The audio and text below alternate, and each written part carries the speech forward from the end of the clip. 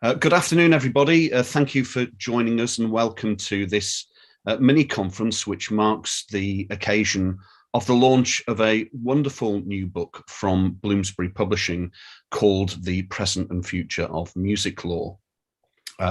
This event is being hosted by the University of Central Lancashire. In a moment, I will introduce our wonderful guests, our panelists that you can no doubt see on screen. Part one will be taking a look at some current affairs in the music business and in music law with this panel of experts who all work at the cutting edge of the music industry and will be considering also where things are heading. In part two, we'll be joined by many of the contributors of the book, the new book, and we'll be taking a whistle-stop tour of that very work. But without delay, I'll introduce our panelists who I'm very appreciative they're able to join us today in order of alphabetized surname, starting off with Sumit Bothra, who's the Managing Director of leading management company ATC, who work wonderfully across the music industry. We have Anne Harrison, who's a leading music lawyer.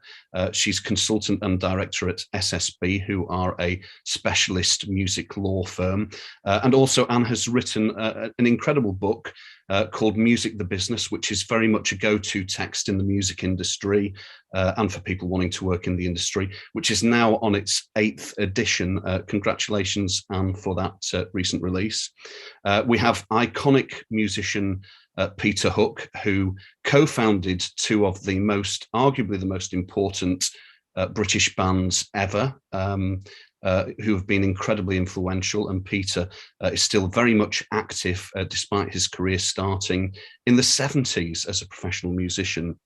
And we have Silvia Montello, who is a senior music industry executive, or that's how I've described her. She's held many positions in roles in leading organizations. Is currently head of ops at Audio Network, but is also wears many other hats. She has her own record label, very interesting record label, and is involved with organizations like the Association for Electronic Music, AIM, and Help Musicians. So we'll be drawing on as many hats as Silvia would like to wear this afternoon. So getting to the topics at hand, Peter Hook wrote the foreword of this new book, and in it, Peter said, I quote, "When I became a musician in 1976, I did not see how these two, music and the law, would ever have anything in common. I would learn later how much they actually did." So I've just taken a section of that, but Peter's foreword is an excellent read, so do check it out. Now, some might argue, as the industry has evolved and professionalized, it has become almost impossible to consider music business without considering music law. I'd like to start, though, by asking the panel about their relationships on a day-to-day basis with music law and how they interact with music law in their roles. And if I could start off with Sumit. Sure. Hi, Tony. Hi, everyone.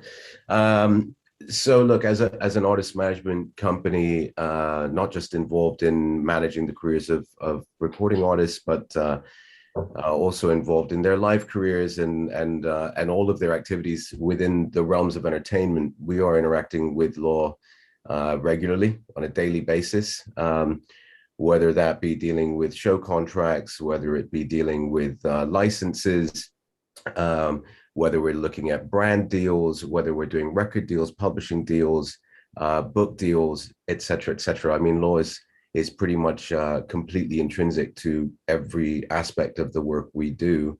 And it's also very important, certainly at our place, that all of our managers are really clued up when it comes to contract law, and not just negotiation, but also legal framework, and then the enforcement of such legal framework. So yeah, I think two peas in a pod, really, Tony.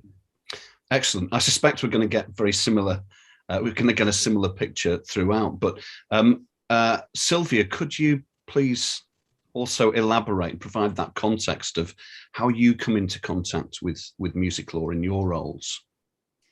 Well, hello, everybody.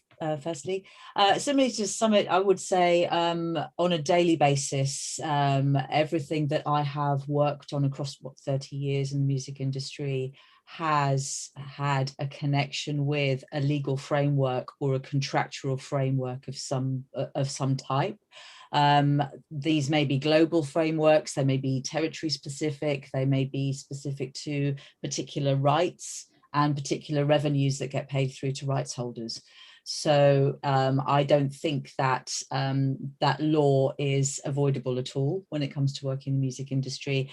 And if anything, I think as the industry has moved more towards micropayments with streaming, for example, and the developments around performance and broadcast revenues and other revenue streams as well, there's probably more to keep on top of on a daily basis than there would have been even 20, 30 years ago. I think the picture is becoming more complex as time goes by. That's not necessarily the direction that I think a lot of us would like to see things go in. And there are a few topics that may come up later in the conversation around this, where actually having a simplified framework that societies and organizations can work under, labels and publishers can work under, having something simplified would be more beneficial going forward, and would certainly be beneficial for the artists and creators and songwriters. So that's something I think we can aspire to, but yes, on a daily basis, absolutely intrinsic, and really intrinsic in terms of just the basics of how people get paid for the contribution that they've made to a piece of music, a work, a recording, a remix, etc. For agreements formalized using law to do so, yes. Absolutely. Yeah. Anne, you could probably write a book on this, and actually, oh yes, you have several, and we've done one as well together. You know, where to start? You know, Anne, you know, in legal practice, maybe it would be better to flip the question over and ask, you know, how you interact with the music industry as a legal practitioner. Yeah, hello everybody. Nice to be here, and excited at the publication of the book. I think I wanted to get involved in this book because it didn't just say, this is the law, this is how it is. It actually said, well, this is the law, but is it working? And if it isn't working in practice, how might we, what are we doing to circumvent it or work with it, or what might be, you know, the way to go with this? And I often think of my role is like a fortune teller. I have to sit there with a contract and future-proof it. And that involves me trying to, I mean, at best, it's an educated guess, to be honest, which platforms are going to be around, which means of revenue, which revenue sources are going to stick around. Do I have to worry about Bitcoin? Yeah, probably. Do I have to worry about NFTs? Yes, certainly. But in terms of the day-to-day contracts at the moment, we are kind of just trying to make them as future-looking as we can. And that is a real challenge. And, you know, sometimes my practical answer is do a short license so that if you get it wrong, you can come back and have another look at it in a year's time, which of course is not always the right commercial answer. But, you know, sometimes that's what it feels like because we don't know where it's going to go.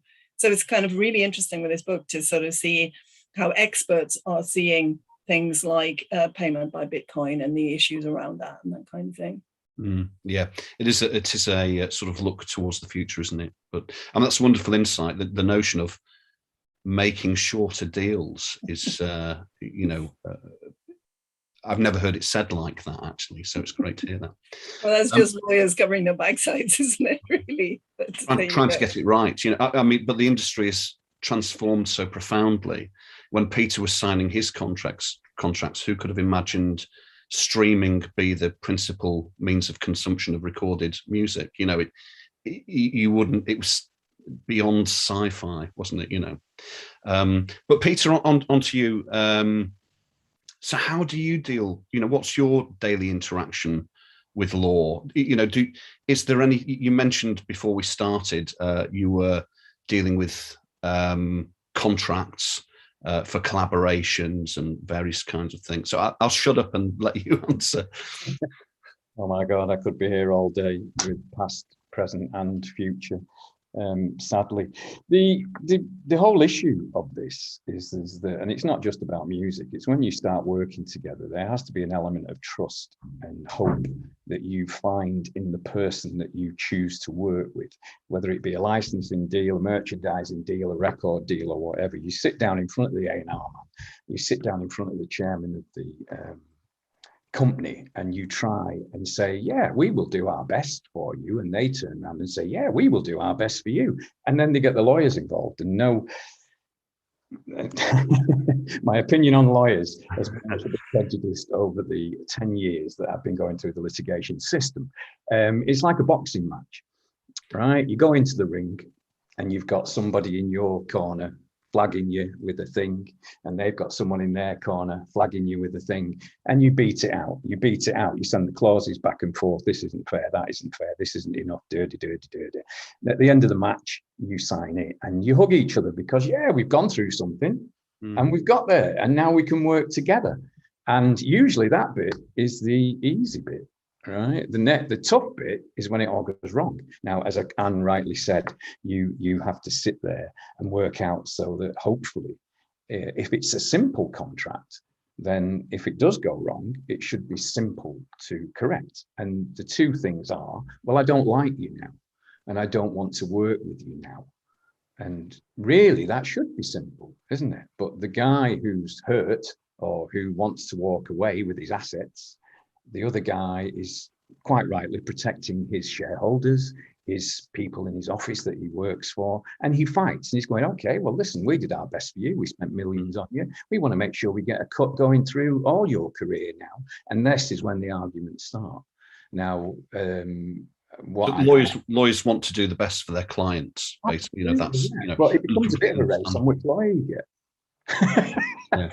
You know what I mean? You have to go out and get Mr. Bastard, because you know that if you don't get Mr. Bastard, they'll get Mr. Bastard, and then you are a bit, it's all very well working together, and when that trust is at its most richest. The point of the law, and I noticed that the law isn't here to defend itself in one of these little windows. It doesn't say law. We're here, we're all here, but the law actually stands alone as this magnificent feature that we all call on when we need it. And I think you labor under the impression that the law will protect you, but it doesn't. It's manipulated by the people, as we were talking about before the program started, by the reading of sentences. As Anne quite rightly said, the way that lawyers didn't put commas in, because it changed the way a phrase or a meaning could be read. And you have to be very careful as a lawyer to cover your own backside. So it is a very, very difficult thing. After being through the law, as I have with 3 high court cases that went on for 8 years, I'd say in this predicament that we're all in, some lawyers use the law to their own advantage, but not for justice, shall we say. As I've said in the thing, when my barrister said to me, I think you'll find that the law and justice are just about on nodding terms, Peter. It wasn't the most wonderful thing I've ever heard in my life. Now, I'm just generally fat old rock stars fighting about money.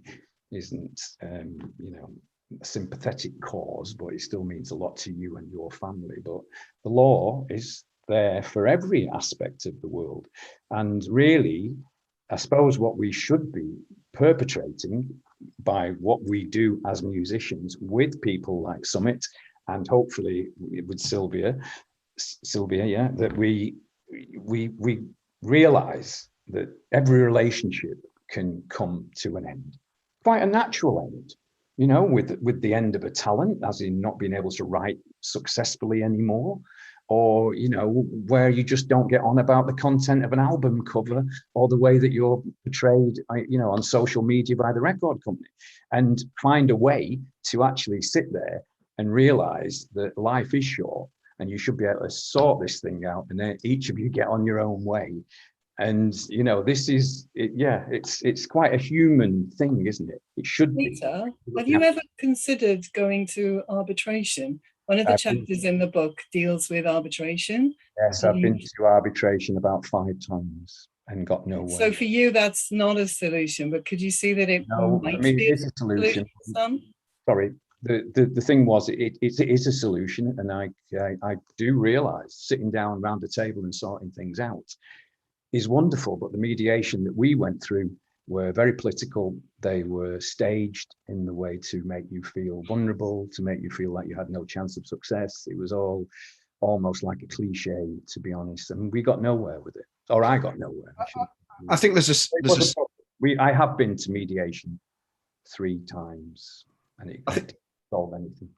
I think there's a sense that, you know, and I think it's conveyed in the book, that mediation and arbitration are evolving, as is the industry. But I mean, clearly, Peter, you know, what you've recounted, you know, what you've been saying, one of the things that your relationships with law that's happening still very much today is resolving issues, and that's, as well as doing the new stuff, you are in the process of resolving these issues. But what it's taught me, probably a little too late, it's like the old stable door being shut after the horse has bolted, is that you have to be very, very careful. As Anne said before, very rightly, you have to try and keep it as simple as possible. You're not, you know, in the way that you don't demand, expect. It has to be a 2-way process with a manager in between, throwing that little bit of realism in, shall we say, from a career point of view. And it is about trust. It's about making sure that you can.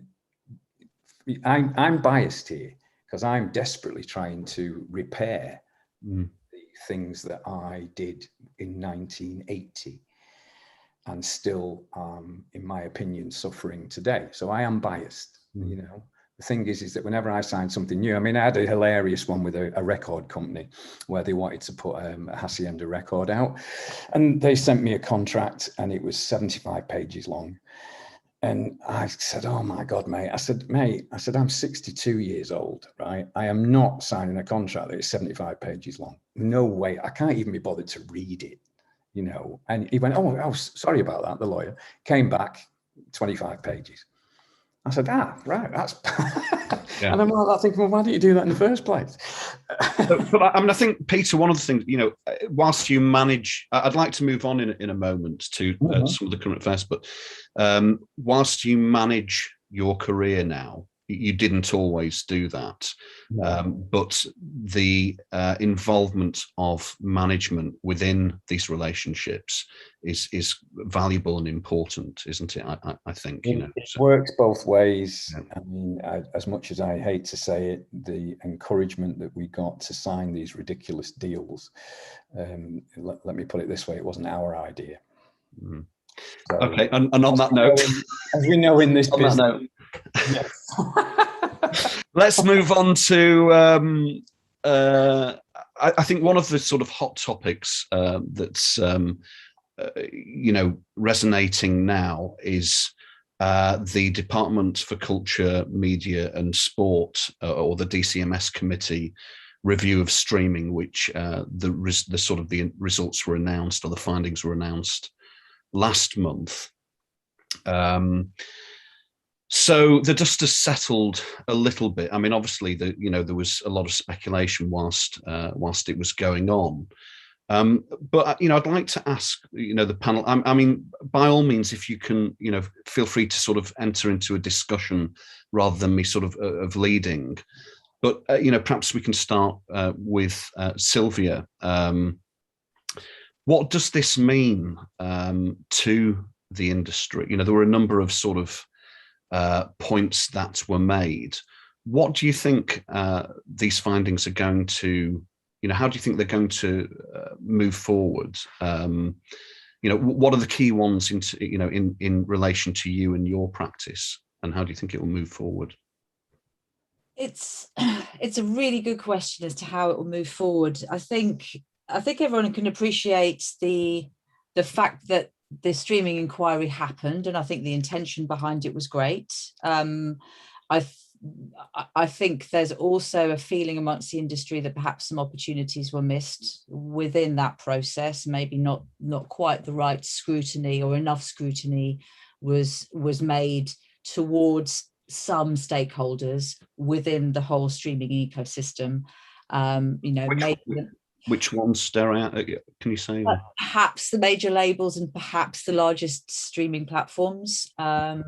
I managed to watch live some of those particular discussions, and it felt as though that there were opportunities missed, and things could have been given a harder time, I think, to really be frank about the way in which streaming has evolved and where we find ourselves with it now, especially in relation to the remuneration to the creators behind the music. It's the same problem again, though, that you've got here, Sylvia, that when streaming came along, we, musicians, were still selling loads of records. Yeah. We were still selling loads of CDs, it's like the ones behind you. We were actually okay. And then some guy comes along and goes, I've got a great idea. I'm going to put my record collection online so that people can see it. And we all went, yeah, good luck, mate. Don't worry about that. And even the record companies, I mean, when the internet, New Order in particular, was selling about 3 million records. And when the internet hit in 2000 and file sharing became the big thing, we went down to 300,000. And then by 2010, that had gone down to 30,000. By then, the guy who was putting his record collection online was a pain. And of course, when he started putting his record collection online, when no one bothered, he wasn't. So, I mean, the thing is that, again, I suppose from a judge point of view, a judge would say, well, maybe you should have realized what this guy was going to achieve, and it becomes that problem, doesn't it? Because there's no way that any of us who's done any recording contracts, and please correct me if I'm wrong, anybody, would have put anything in about streaming his music. Because the thing is that from what I can gather, Spotify, the only difficulty they felt is that major labels like Warner's, Universal, etc., have said to them, listen, if you don't up our cut, we're going to pull these off, because we control all these back catalogues. The musicians don't, because they've signed the contracts right throughout their career that enables Warner Brothers to supposedly look after your interests. Now, what's happened with the split of, and please correct me if I'm wrong, with the split of the money that comes from the streaming, is that the record companies are taking much more than the people are being paid, myself, etc., who've written the music. And the record companies are keeping that music, that money, and using it somewhere else. It's not coming back to us from them.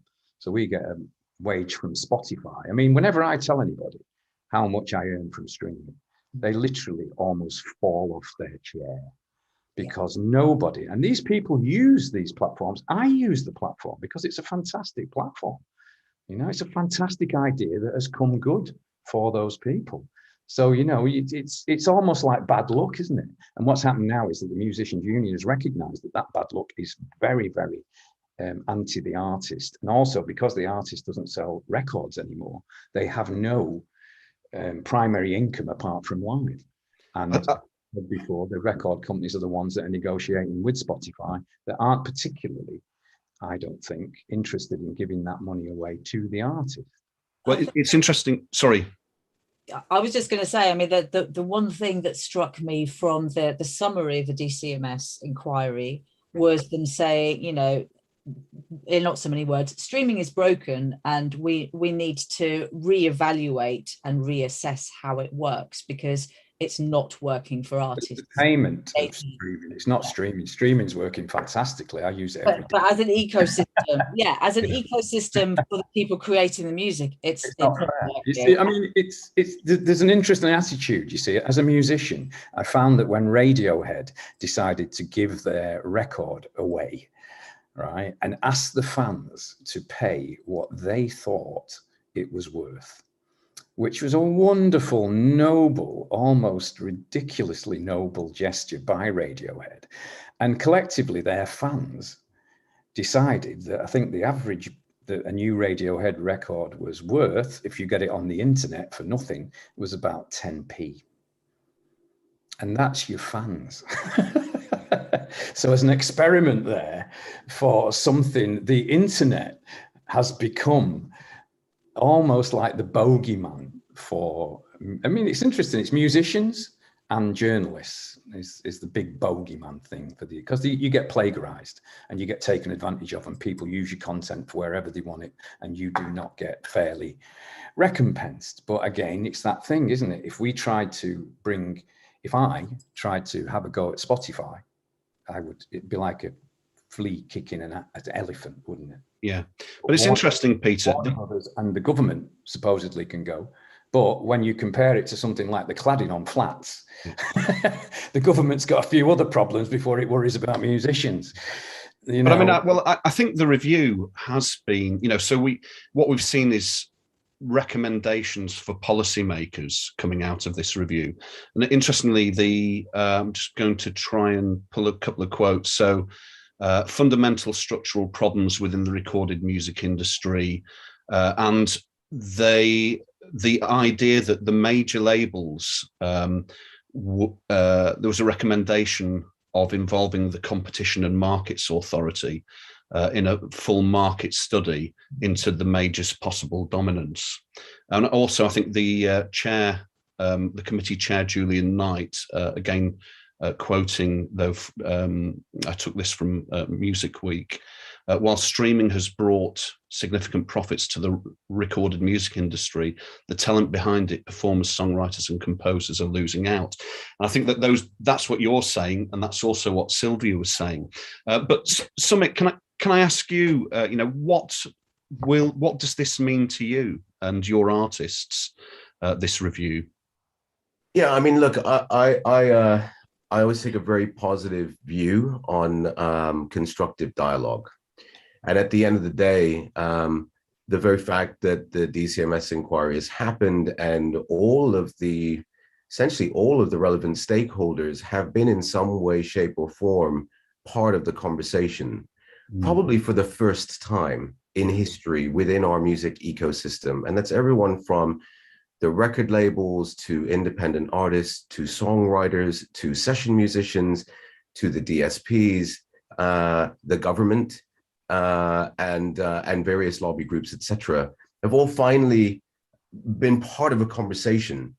And I think to the extent of how much is streaming positive to an artist or negative to an artist, look, so much of that boils down to the nature of that artist. If the artist is independent and self-releasing and writing all of their own work and putting it through these pipes, that artist is having a pretty good shake there, because previous to that artist may not have had the ability to independently release music to people all over the world. And there are many independent artists that have been phenomenally successful doing that and have forged beautiful careers. At the same time, on the other side of the spectrum, there are artists that are on legacy contracts that predate streaming, that are on awful royalty rates, and struggle to see any benefit from the streaming economy due to the nature of the contractual relationship they have with the current copyright owners of their work. So I think the discussion has led to investigation. It's led to reflection. We know that Sony Music took a very strong step to look at their pre-2000 contracts, their legacy contracts, and put mechanics in place to start at least seeing royalty pay through come through to artists signed on very old deals. And of course, there's discussions around minimum digital royalty rates, etc., such as through Beggars and others.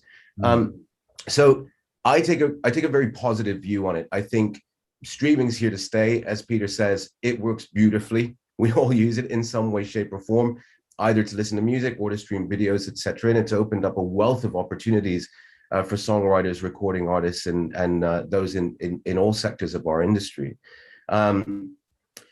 I think that just opening up that dialogue is smart. When it comes to what we do next, I think, look, it's very complicated. It's very challenging. There isn't a one solution that fits all, even in terms of regulation or bodies that might be able to regulate the industry. And in some cases, that may benefit independent artists and be at the detriment of others, etc.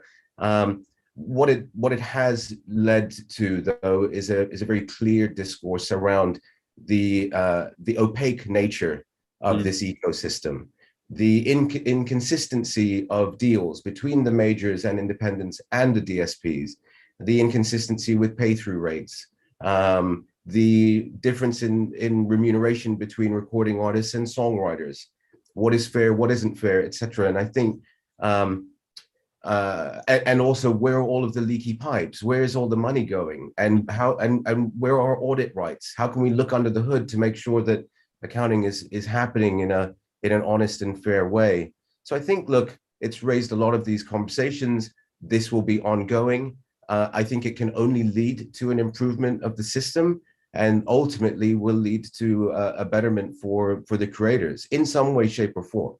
And the hope is that there are far more winners than there are losers in that process. So it's a great thing, basically. But of course, one of the thoughts is that it is a UK-based, and in the industry, it's a transnational or international industry, a global industry. You have to, there are lots of different jurisprudence, and rules and systems in different territories. We'll be hearing, I think, later on, Ralph Pearce written a chapter about something that's particular to America, but America is really quite different to the UK. But there is perhaps this notion that this is a starting point, a rock in the pool, and the ripples may, Don't forget, Tony, to me, it looks like they've been caught out. And the only way that these people can be embarrassed is by telling your fans how these people treat you.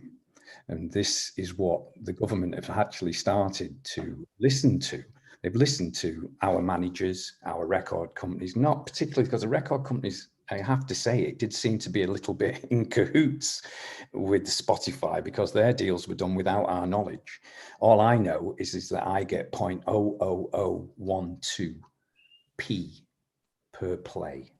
It's on Spotify, right? And all the others, Napster, Amazon Music, Apple Music, etc., etc. So the thing is that what we have to do is we have to go and we have to say, look what they're doing. This is not fair. This is not fair. But ultimately, it can only be the embarrassment that changes it, because, as Anne said earlier on, all these deals were signed years and years ago. They actually stand up in a court of law.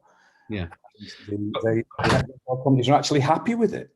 But I think, as an artist with a substantial legacy catalogue, I think one of the things the report identified was there was a particular issue, with that, because the contracts predated the notion, of digital, and actually when they were interpreted, were, within streaming, were not done in perhaps the best light for the artists.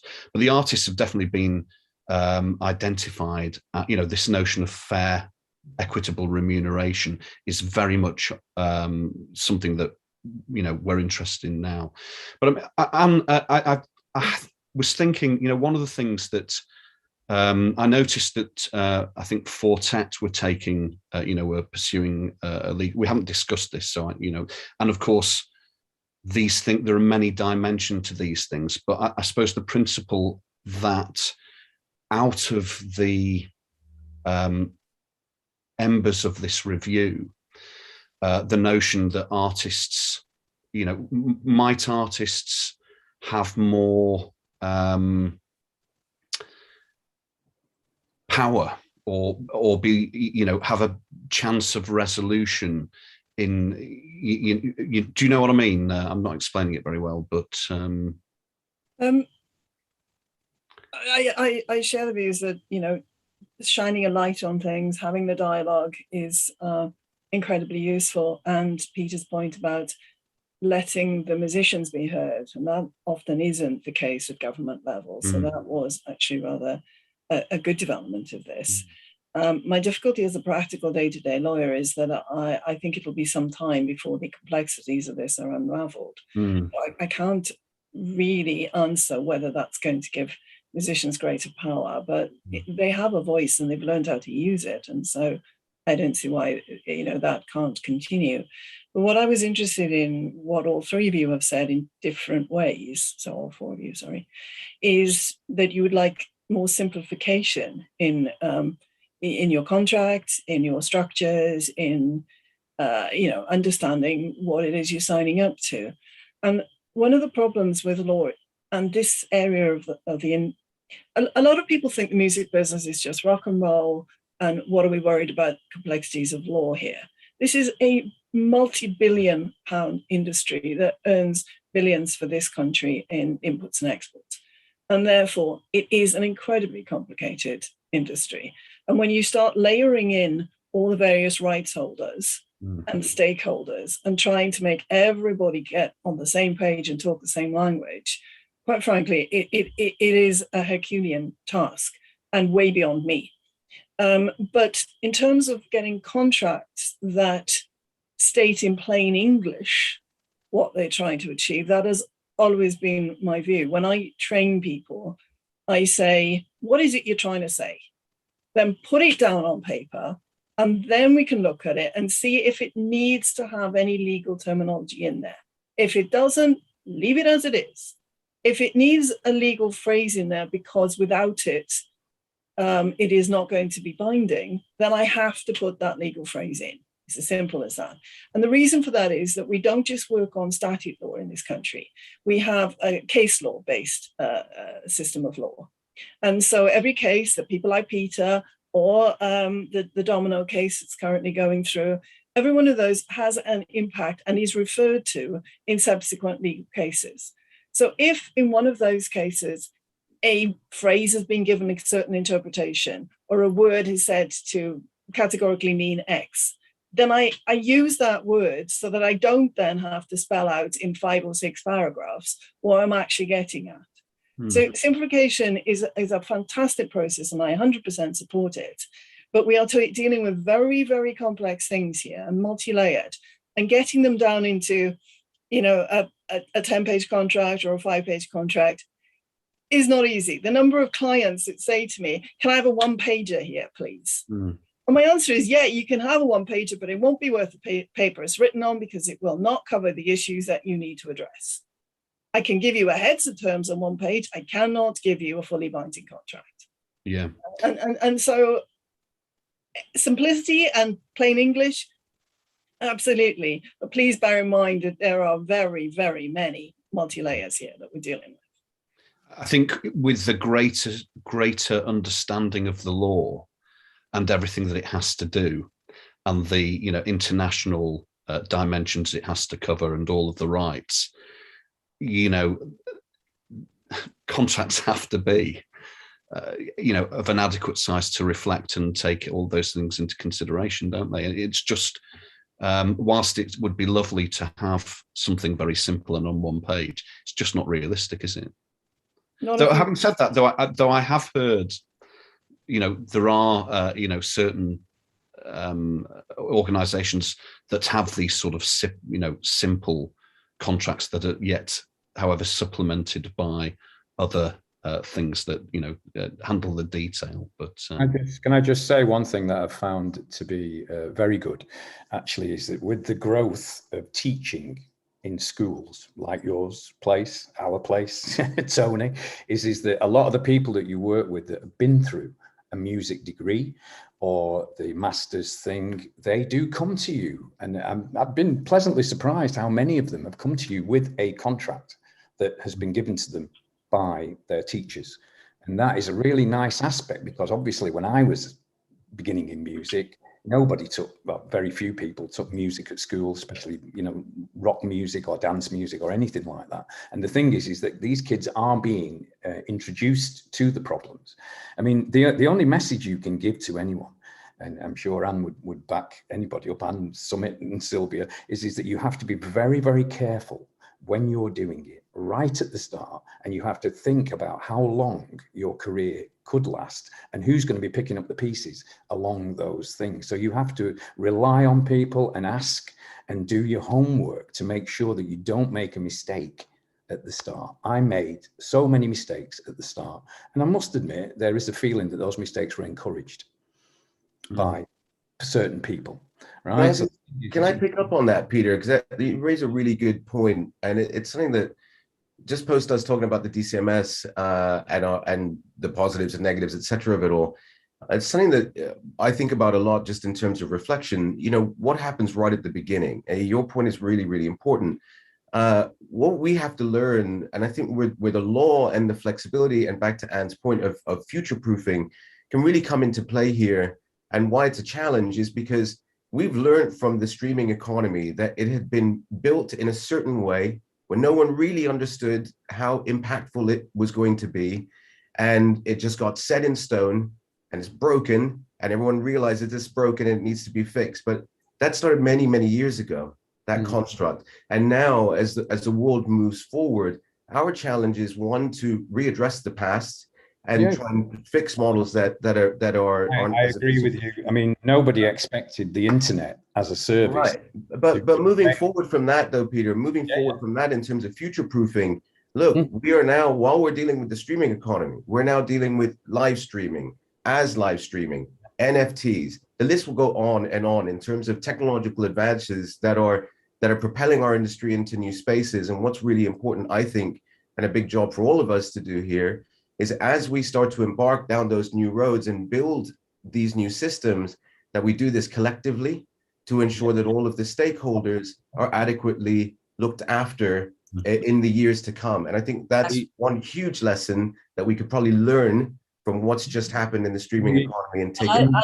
I just wanted to chip in on that as well, and to thank you, Sumit, and to Peter, to your point where you say, you know, it almost felt as if it was in other people's best interests that maybe you didn't quite understand what you may have been signing up to back in the day. And I say this because, having seen the way, obviously, historically in the music industry, a lot of artists did sign contracts where they didn't get the right guidance, and they weren't told to get the right guidance so that they really understood what they were signing up to. It's now beholden on us to change, to flip things around, to make sure that actually the creators are the ones that have to be handheld into understanding exactly what they're signing up to, and to make sure, you know, when we're talking to very early stage artists, which we do, to offer them our services, we firstly try to go to them with a heads of agreement, very simplistic kind of, these are the sort of commercial terms that we're talking about, but we insist that they have to get proper legal advice before they sign up. And that's something that we ask them to do, because the very opposite of what happened back, you know, maybe some decades ago to artists needs to be happening now. People need to be really clear on how their music is being used, what they are likely to earn from it. To the best of our ability, we need to all collectively agree that the creators should be front and center. They should be the people that are really at the top of the tree, not at the bottom of the pile, when it comes to understanding how their career is going to be affected by the decisions that they make and the signature that they put on that piece of paper. Yeah, I mean, it's the most difficult thing I found, that as a 20-year-old punk who wanted to go around telling everyone to F off, just like Johnny Rotten, the last thing you needed to do was sit round, even whether it was your manager or a lawyer, because you just weren't interested. But the story, as you've just very well said it, is that you have to be interested, because if you don't, you will be picking up the pieces forever. My last point on the internet, which was quite interesting, is that nobody, especially in our record company, envisaged that the internet would give birth to streaming in the way it was. And we actually had meetings with our record company, with our managers for years, saying, you've got to do something about this, you've got to do something about this. Peer-to-peer lending was the big problem. Napster was the big problem. The record companies were very, very slow to react and to try and even take on. Yeah, I think really slow with it. And now we find that Spotify, who are basically, a highwayman with a horse called Black Bess, are in league with the record companies. And we're going, hang on a minute, we've been telling you for years that this was going to be a problem, Mr. Warner Brothers. And now you're doing all right out of it. And again, it's us. Yeah. I mean, this is, you read and you watch any music film and you read any music biography by anybody in the music business. This is a fantastic business. And most of the time is well worth the effort and the pain. But yeah, you're right. I mean, what we want to do here and sit here as an elder statesman, if you like, is just make sure that young people realize that they have to be very, very careful. I mean, that's when I say to any musician, my email and my Twitter and my Instagram is open to anybody who needs any kind of advice about doing what is a huge step. And sometimes it doesn't feel like a huge step because so many people make that step and amount to nothing. And then some people make that step, and Ed Sheeran, and they're earning multi-millions. And really what we're saying here is that every single one of them should be treated the same. Yeah, but that's the message, isn't it? We're here to help. It is. Is about helping people and trying to get this message through. When I was, as I said to you before, if my dad at 65 had been sitting here telling me this, I would have just told him to piss off. I'm going to the pub. So that's a good point to end on, Peter. Yeah. Peter, thanks so much. We have run out of time. We need to move on to the next part, but the insights, fortunately, we have people like Sumit and Anne and Silvia who are ethically and interested and addressing these issues for future generations of musicians, and people such as yourself, Peter, who's involved in the Master of Arts course at UCLan and music industry, passionately giving the benefit of experience. So I can't help but feel that at this point we leave in an optimistic and positive. We leave part one feeling very positive about the future, and with me thanking Sumit, at you, Peter, and Silvia for giving the benefit of their experience and industry insights at the cutting edge of the industry. And on that note, we'll move on to part two. Anne will be joining me. I wasn't not thanking Anne for any other reason than we're carrying on. He doesn't like me, it's okay. Well, that's not the case at all. And thank you for Anne as well, but we'll be carrying on now. And I look forward to catching up with Peter, Sumit and Silvia in the not too distant future. Thanks ever so much, guys. Cheers. Bye. Have a good day. Bye-bye. Bye. Brilliant. Okay, so if our part two friends could turn their cameras on, and we shall carry on. People will be seeing faces appearing on their screens on YouTube. And here we are. I'll keep talking to talk about the new book, The Present and Future of Music Law, joined by an assembly of the wonderful contributors to the book, and I'm joined by also the co-editor, my co-editor Anne Harrison, and of course all of these people were instrumental in putting this really valuable book together. One of the things that we noticed at the start of this project was there was relatively little written about music law. So we feel that this is an important book to stimulate discourse and discussion and to highlight key issues as in music law and music practice, drawing on music business people, legal practitioners such as Anne and others you will hear from. Charlotte, I can see Charlotte is with us, and Emma, and also academics as well. So it's been a really exciting and interesting process and very informative putting this book together. Anne, is there anything you'd like to Yeah, I want to say it's brilliant to see you all, and isn't it great? It's publication time. Yay. It's really fun because some of you I haven't actually ever seen face to face before. So the wonders of Zoom mean I can say hello to some of our contributors that I've not seen before, and some that I of course have seen but not for a while. So it's lovely to see you all. Yeah, sorry, I was going to say there's a lot of people we haven't seen for a while. It's been a very strange last sort of 18 months, hasn't it, really? Yeah, but let's go forward. That's what we're doing. That's what we're here to do. We're here to do. So I think probably what we want to do is uncover the subject matter of the books, and just invite the contributors to give a very short précis of the subject matter that they've been writing about in their chapters. So part one of the book is about tensions between the rights of copyright owners and the freedom to create. So the first chapter, do we have Richard? Is Richard Osborne with us? I am. Can you hear me? Hi, Richard. Yes, I can. Yeah. My video's been turned off by the host. So I think if Martin, if it is Martin who's hosting this, can turn my video on, you might be able to see me as well. Wonderful. Martin, can we? There we go. Brilliant. Excellent. Great to see you, Richard.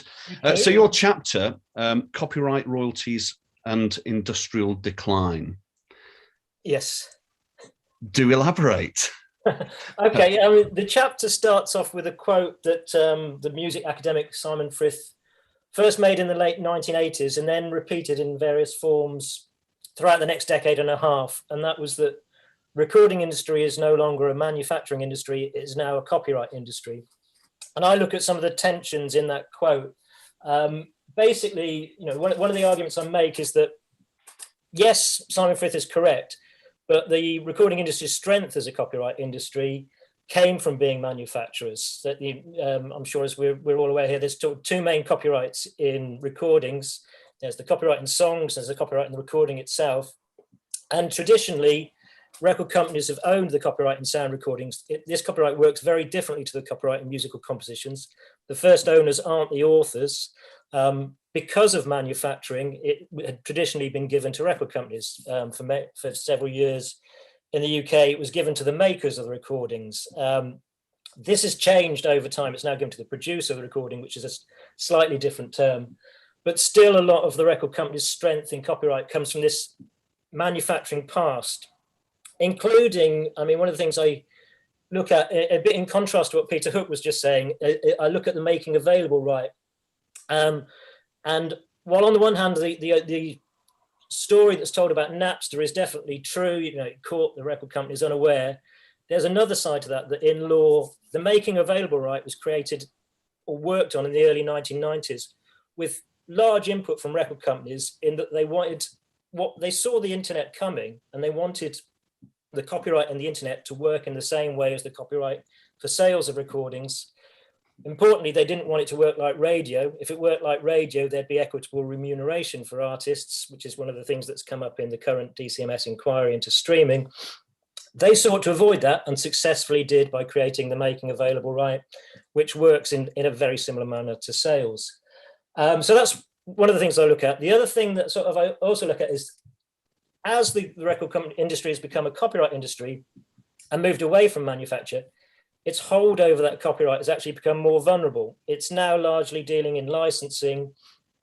Its ownership of copyright can and is being questioned. Again, in response to sort of the DCMS inquiry and some of the things that came up, artists who own their own copyright can be in a much better position than those who don't. They often have better deals, better royalty rates, and sometimes those rates are better than equitable remuneration. So there's a sort of tension there. Record companies' power is declining. This is also being sort of posited as the age of the artist. Is another thing that sort of came up in discussion. Artists are being put first in a way that they weren't when the recording industry was a manufacturing industry. They are being heard now. So I sort of look at how far are we going towards that? Do artists have more power? I think I conclude that yes, they probably do. But my other conclusion is that because of this industrial past, record companies do still have a strong hold over copyright, the way things are structured in relation to music law, and that power hasn't entirely weakened yet. by any means. There's still a lot of that in place. I'm not sure if that's a short summary or a long summary, but that's some of the things my chapter is about.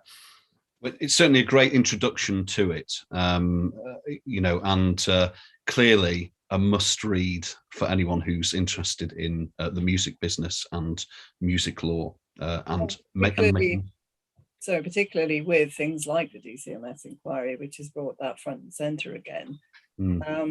We did touch upon it in the first part of this, and it is obviously some way to go before we see how that might implement in practice. But I think the way you've described that, Richard, is a very good sort of lead in to some of the tensions that are there, because it's complex.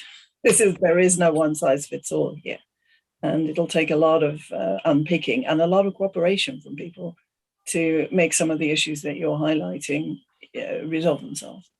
Yeah, I mean, I think that's one of the things that sort of cooperation is increasingly there, as again the inquiry's highlighted. I'm currently working on a separate governmental report into streaming, which is led by the Intellectual Property Office. And I think for about the first time ever, we've got most of the UK trade bodies involved in a report. So we've got the BPI as well as the Musicians Union, we've got FAC, we've got the Music Publishers Association. It's difficult working with all these trade bodies because they all have very different views, but at least they're sitting around the table and working together on something. So there is a change afoot, I think. Yeah, I'm sensing that too. Brilliant, excellent. Well, thank you very much for that excellent introduction to your chapter, Richard. If I may say, the second chapter is by Justin Morey, who couldn't join us today. However, he's written a very illuminating chapter on sampling practice, looking at the threat of copyright management to its future and past. But you'll just have to get the book to read that or to hear about that some more. If I can add on to that, it is another excellent example of the tensions, because you know, whenever I'm teaching, it's I will always get students saying, why can't we sample?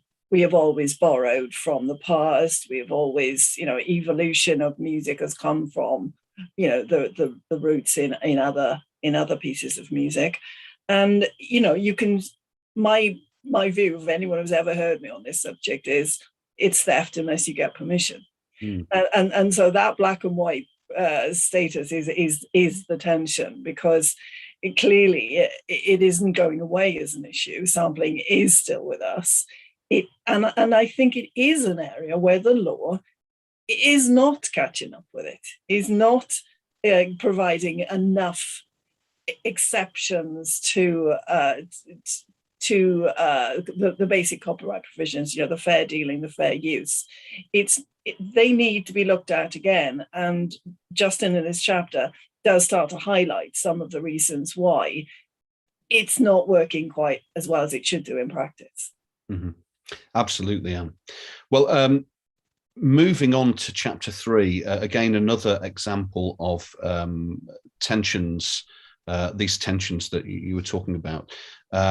We have Alan Hui, who is his chapter called Emerging Frontiers, Platform Regulation of Mashups in and Beyond and an EU Context. Alan, you're in Australia, aren't you? So it's very late there, I think, at the moment.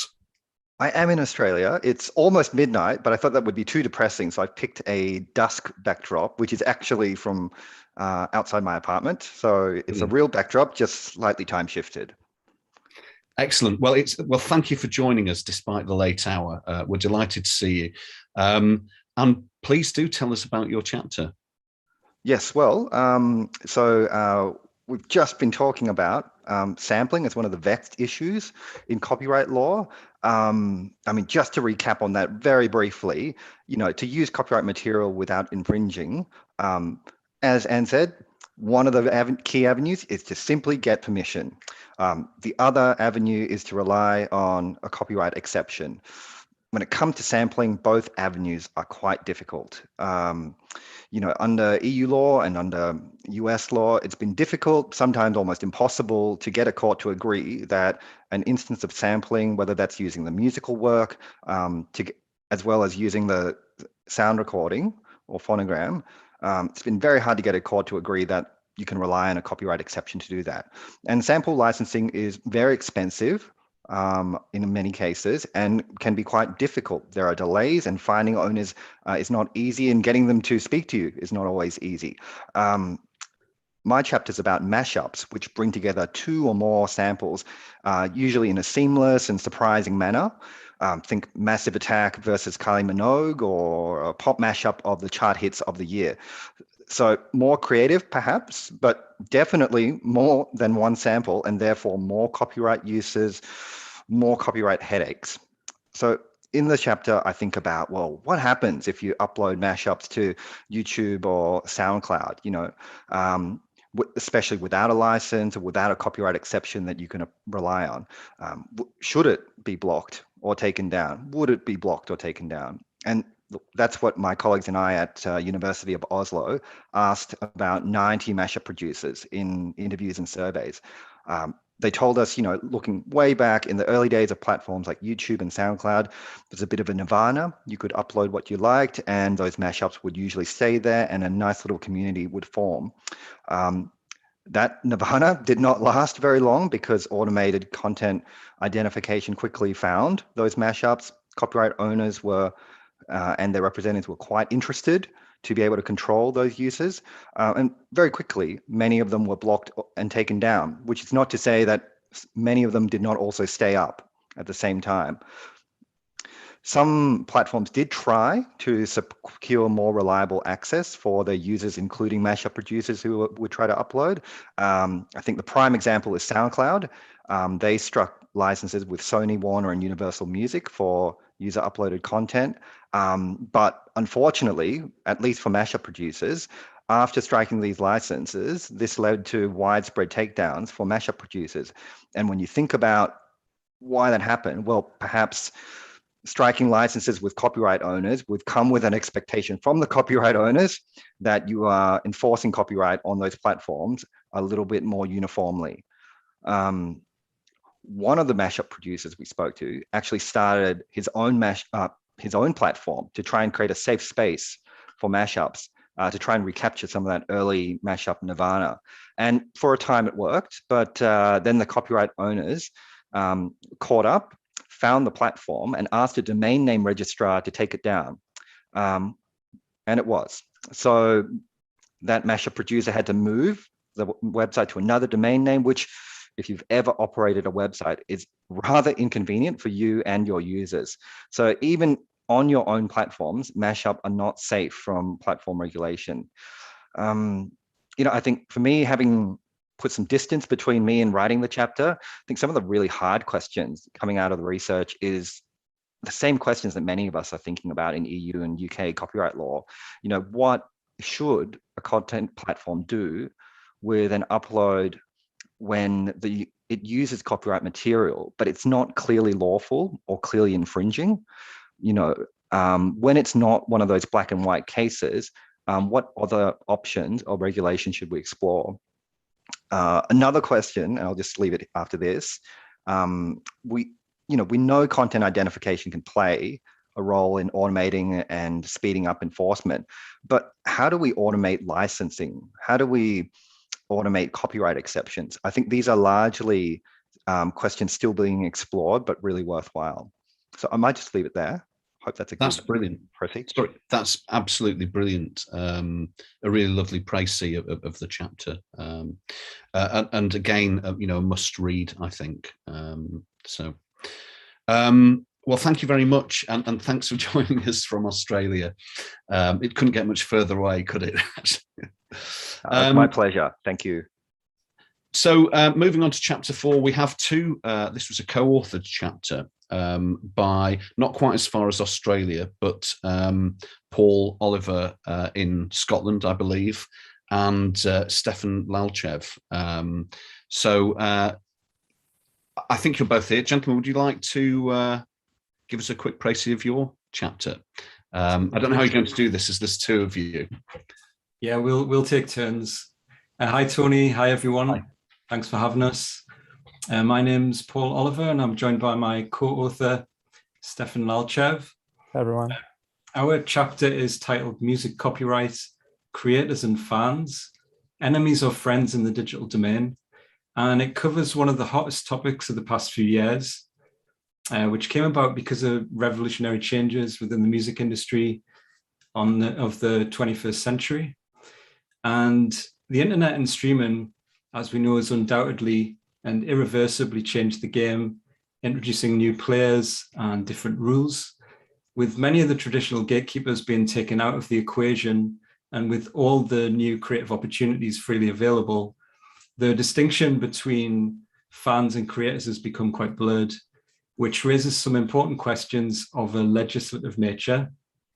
Our chapter investigates how the roles, interrelationships, and challenges of copyright, creators and fans have evolved over the last 2 decades, and explores the inherent conflicts between the rule of law and what is in its best interests for creators, the business, and fans especially. And probably the most important part of this is how current tensions may be resolved because of this. So the evolving role of fans as creators, safe harbors, critically, and value gap, as well as the copyright versus copyleft debate, are just some of the subsections in this chapter that we've covered. And I'll now pass you on to Stefan. Thanks, Paul. Now, of course, within the context of user-generated content, and of course, acknowledging the fact that we live now in times when social media and streaming services are the main and really most efficient exposure platforms for music, our chapter puts a strong focus on the growth of social media. And just as the title of the whole book suggests, of course, our aim was to discuss the present and the future, but one really cannot do this without understanding the past. So in order to establish this essential background and clarify the reasoning behind the most relevant current tensions, we followed not only the evolution of creators and fans, but also the evolution of social media and some of the key platforms currently. So once we establish that background, we move on to the present. And the way we chose to do this actually was with 3 vignettes or 3 small case studies, which allowed us to dig a bit deeper into the current situation. So by looking into these 3 platforms individually, and to be specific, we chose YouTube, Twitch, and TikTok. We really wanted to provide a detailed overview of the distinctive roles in the relationship between creators and fans, as well as analyzing some key conflicts and tensions, which are again different due to the different nature of each platform. So this whole approach allowed us to draw conclusions on which, of course, we based the recommendations for the future. And we realized that there are numerous opinions on this topic and the many related subtopics. But regardless of that, really, there is no doubt that a clear understanding of the artists and fans interrelations and the copyright-related challenges can lead to a potential resolution of some of these current tensions, which will then, of course, only be of benefit to everyone involved. That's excellent, Stefan and Paul. Thank you very much for, as you say, it's a very hot topic, and the excellent chapter. Okay, well, we'll move on to chapter 5, which is by copyright and piracy expert James Branders, and the chapter is called Piracy Past, Present and Future, and How the Recording Industry Can Disrupt, Mitigate and Innovate in Troubled Waters. So over to you, James. Well, it's great to be here, and thanks to you and Anne for all your hard work on the book. I've really enjoyed writing the chapter. So the chapter examines evolution of piracy in the digital age, the legal framework, responses by the music business, and also technological solutions such as streaming that have transformed the way we interact and listen to music. Also draws on practice-based research of running the digital copyright, running my anti-piracy business. So if we go back to the beginning, the creation of the internet and increased bandwidth led to conditions whereby there was limitless dissemination of unlicensed content online, and that made it difficult for the music business, the recording industry, to manage the supply and demand. So the chapter examines early peer-to-peer file sharing programs programs such as Napster and Grokster, and BitTorrent search engines such as the Pirate Bay. And it talks about the legal response. The chapter talks about the legal responses and how they were largely successful on an individual case-by-case basis, but that the genie was out of the bottle and it had no intention of getting in. And then in around about 2006, the file sharing industry transformed again with the creation of one-click file hosting services, otherwise known as cyberlockers, and it really exploded because it was so much easier to download content via cyberlockers than any other service, and you didn't need software to do it. So I talk about the business model and how it basically led to the creation of far more unlicensed content and also made the owners of those services incredibly wealthy. I talk about the fallout of Mega Upload, particularly with regards to Kim.com's 2012 Dawn arrest, and then also the fallout from Hotfile and how that's impacted the current day, because we have cyberlockers that are cooperative, that remove content instantaneously or as close to instantly as possible, but turn a blind eye to repeat infringement. And then we have cyberlockers that do not cooperate. So that often means escalating to their internet service providers, involving the BPI, IFP, the Recording Industry Association of America, and also escalating to their payment processors. So talk about how the recording industry can look at combating the problem players and what's the way going forward. And then I talk about streaming services and how they've obviously altered the way further we consume and interact with music. And some people have said that, you know, streaming has kind of disrupted piracy and it's not really a thing anymore, but I refer to YouTube and how that's kind of legitimized, you know, unlicensed content through the use of Content ID. So you can see more about what I say there. And then obviously the recording industry has adapted and innovated in this new paradigm. And I've particularly referenced Spotify and YouTube. And I talk about ways about how it potentially could be doing more. And it's something that was discussed in the main panel about remuneration concerning YouTube. So streaming has increased during COVID, but I've also found that piracy has increased during COVID, so there's a lot more re-uploading of unlicensed content. There's pirate linking sites are just constantly re-uploading, and it's appearing, it's particularly on services like RapidGator. And then finally, the law has struggled to keep up with these technological developments, and Article 17 of the Directive on Copyright in the Digital Single Market seeks to curtail the distribution of unlicensed content. So then I look at it's hard to know what the impacts could be, but I look at potentially what the ramifications could be going forwards. And so I hope that some of the things that I've said will be of interest. And that's about it, really. That's brilliant, James. Thank you very much. You know, and from the perspective of somebody who basically does this on a daily basis, you know, it really gets into the nitty-gritty of the subject matter. A really good chapter. Thank you, James. You know what, Tony? You'd almost think that we had arranged these chapters in this order, wouldn't you? They really do all fit really well together. They do. How that came about. Yeah, me too. And on to section 2 of the book, which is it's responding to the needs of the music business. So we have a collection of chapters that sort of look at that aspect.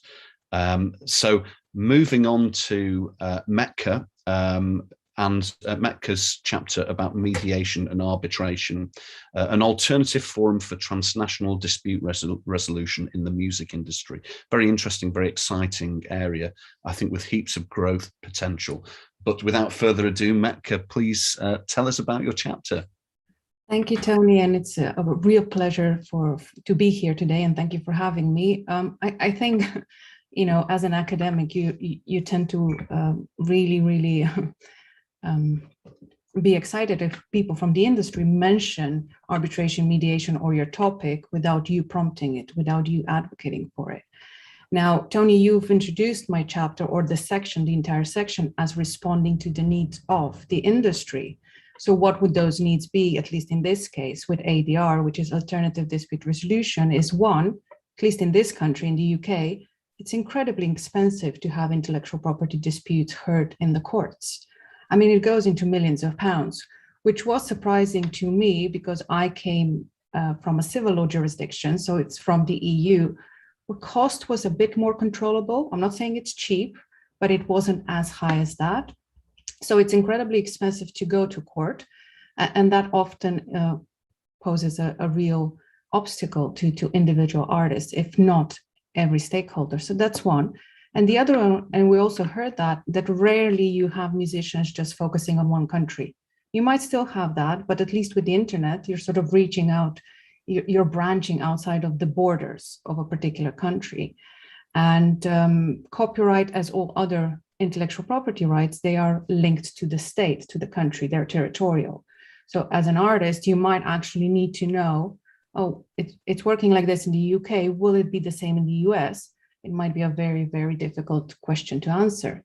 So ADR, alternative dispute resolution, is being put forward as potentially a response to that. So a way to give parties more control, to give stakeholders more control, to address the cost, how quickly you can get things done, how quickly you can address the disputes, and giving perhaps the people who will make the decision the flexibilities when dealing with different systems, when dealing with UK copyright, with US copyright, and so forth. So these are the needs that the chapter hopefully fits into. And then I'm a great advocate of making it accessible in a way of, there are ways of describing legal concepts or way of solving disputes. And the way I've approached this chapter is to look at mediation and arbitration. They follow the same structure. How do you get to it? What kind of contract needs to be signed? Which are the rules that will be governing this? So it follows the same structure. But if you remember the discussion we had, or when Peter was talking about arbitration and mediation, he spoke about them as if they're interchangeable. So the aim of this chapter is also to maybe look at mediation and arbitration. Are they really the same? What are the same qualities? So they're all based on contracts or at least consent. So you can't be forced to go to one of these. But at the same time, mediation would be considered to be much more informal when compared to arbitration. Arbitration also could be very expensive and complex, and you could have huge amounts of evidence and witnesses pulled into it. And perhaps mediation is a bit different. So the chapter looks at those two. And at the end, there's also some recommendations for different stakeholders. So perhaps artists would want to think about mediation first, not just jump into arbitration. And arbitration is something to have more guidance on if considering to follow that route. I think I would echo, there has been a lot of talk also around raising awareness that this exists. So Intellectual Property Office and the World Intellectual Property Organization, with its Arbitration and Mediation Center, they're trying to get the word out there. You don't have to just go to courts, you have this option, but that will only benefit everyone if they know what it is, if they know what they're buying. So I'll leave it at that, I think. Nick, thank you so much. Sorry, Tony, to cut across you, but there are a number of music trained mediators now in the UK, but it is fair to say that I face an uphill struggle in getting people to accept the mediation route. But I am noticing in contracts more recently an increasing use of alternative dispute resolution, at least as a first step, even if it does eventually end up in court proceedings. So I think what you say about making it more widely known is absolutely on point, because most people just, you saw from Peter has had a lifetime of litigation, and for him, it means going to court. So, the chances of improving access to it comes from chapters like yours that make it clearer to people what's involved. So thank you for that. I was just going to ask, Anne, and you answered the question, are you seeing more clauses in contracts? Are contracts evolving to include ADR more and more now? You answered that question, which is a great thing, isn't it? That it's there, that you can evoke if you need it. But excellent. Well, thank you, Mecca. That was brilliant. Should we move on to chapter 7, the acoustic trademark? Katarzyna, if yes. you'd like. Good afternoon, everyone. Yes, thank you for having me here, and it's really a pleasure to see you again. Well, my chapter concerns the acoustic trademark, and probably I'm talking about the law from the IP law from a different angle. I mean, from industrial property law. And obviously not every musical composition is fit for being a trademark, but some of them definitely does, especially, for example, jingles or a piece of music, especially created for advertisement purposes. So the acoustic trademarks, the other name is sound trademarks, can be divided into musical and non-musical sounds. And non-musical sounds are, for example, lion roar that we all know from Metro-Goldwyn-Mayer, this introductory logo. But in my chapter, I'm focusing rather on the musical sounds as a trademarks. So basically, trademarks might be registered and unregistered, but in my chapter, I'm rather focusing on this registering side of the trademarks, and especially sound trademarks. Not every legal system permits for the registration of sound trademarks, and the obstacles are coming from either the definition of the trademark, because in some legal system, the definition relates to the trademark that is perceived visually. In some legal system, there is a certain reluctance to protect the trademark, the sound trademark as such, but there also comes some policy considerations here. For example, that some sounds should be left free for all the traders, like, for example, the first 9 notes of for Elise of Ludwig van Beethoven, right? That it should not be taken by one entity and having a sound trademark. Some legal system, as I said, allows for a sound trademark registration, some are not. And my chapter basically refers to the conditions in those legal systems that allows for the registration of a sound trademark and what conditions should be met. And first of all, the condition is that the trademark should be neither too simple and not too complicated. And it might seem to be quite easy to evaluate, but in case of a sound trademark, it is not, because not being too simple, when I've made a research, I found a lot of, for instance, 2 or 3 notes trademarks that were not found to be too simple. But on the other hand, I have found that the whole song registered as a trademark in US Patent Office, and the song lasts for more than 2.5 minutes. So we may dispute in here whether those trademarks actually fulfill their trademark function, I mean, to indicate the goods or services with the entrepreneur. This is the first requirement. And the second requirement is that when you're applying for a trademark, sound trademark, you have to indicate it as a sound trademark, because otherwise the office may take it as for instance, the figurative trademark, especially if you are applying for it as with a notation. And the most important requirement, in my opinion, is the one of how to represent your trademark for the register. Because I've made I've given a lot of example in my chapter on that, and I think that the most accurate one, the most popular one, I shouldn't, so it may be not the most accurate, but the most popular one is the accurate musical notation. But saying accurate musical notation, I mean, I do not mean, for example, indication of note sequence without stave.